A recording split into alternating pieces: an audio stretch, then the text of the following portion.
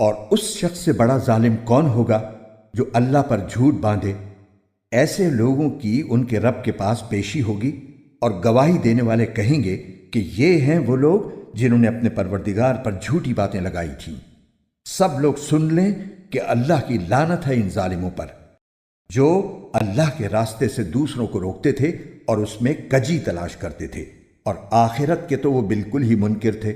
ایسے لوگ روئے زمین پر کہیں بھی اللہ سے بچ کر نہیں نکل سکتے، اور اللہ کے سوا انہیں کوئی یار و مددگار میسر نہیں آ سکتے۔ ان کو دگنا عذاب دیا جائے گا۔ یہ حق بات کو نفرت کی وجہ سے نہ سن سکتے تھے اور نہ ان کو حق سن۔ یہ وہ لوگ ہیں جنہوں نے اپنی جانوں کے لیے گھاٹے کا سودا کر لیا تھا، اور جو معبود انہوں نے گھڑ رکھے تھے انہیں ان کا کوئی سراغ نہیں ملے گا۔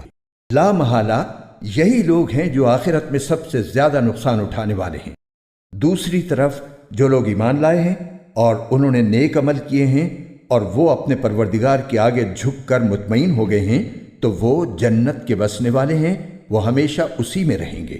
ان دو گروہوں کی مثال ایسی ہے جیسے ایک اندھا اور بہرا ہو اور دوسرا دیکھتا بھی ہو سنتا بھی ہو۔ کیا یہ دونوں اپنے حالات میں برابر ہو سکتے ہیں؟ کیا پھر بھی تم عبرت حاصل نہیں کرتے؟